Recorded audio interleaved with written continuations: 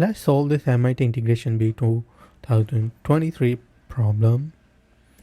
You have this 0 to 2 pi, you have this greatest integer function, which is also known as floor function, and you have a function 2023 sine of x d of x.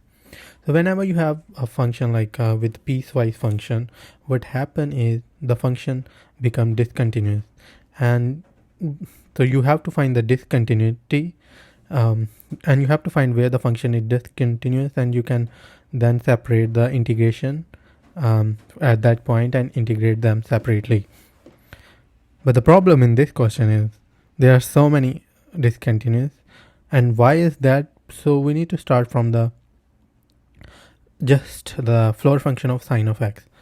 This is the floor function of sine of x, and you see you have a discontinuous at this point and at this point. So you need to separate the integration over those points, and from the graph when you calculate the area you get negative pi. That is important.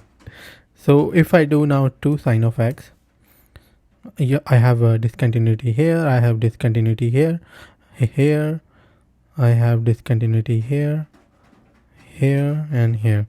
So whenever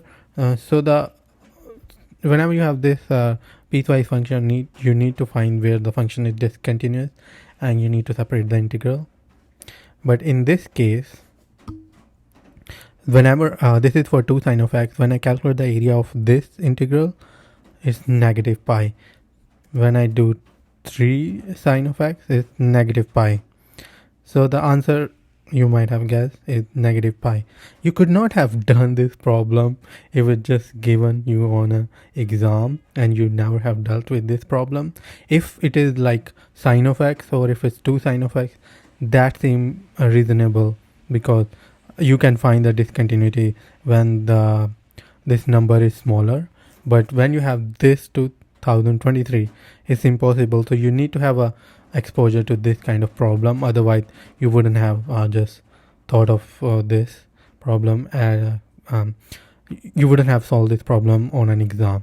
And this seems like a unfair question, or maybe it's a fair, because if you have to deal with this kind of function, and if you know how to find if you know the pattern, you can just say it's negative pi, and this is for tan, and as you go the answer is negative pi. So this is, I don't know, this is surprising to me somehow. I found it very intriguing, like whatever number I put, I always get negative pi. I don't know, I haven't generalized it in an analytical way, I just used graphs.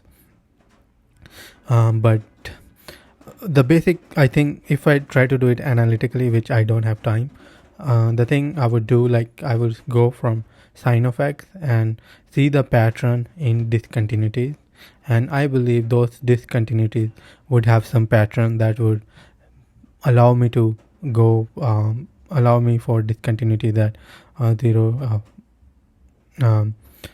this many discontinuities, and I will still get negative pi. That is my guess, I haven't done it, but I feel like that could be the only thing that I can think of doing it without using graphs. Otherwise you can draw graphs, but even if you know how to draw graph, this would be too cumbersome when you're dealing with such a big number in front of a sine of x and greatest integer of x. So in short story, some of the question you see this, if you are any kind of integration competition, and if you see this kind of function and you see any kind of number here, just put negative pi. You don't have to explain it, but you can just put it there. But I hope you like this video. If you do, give it a thumbs up, like, share and subscribe. I will see you next time.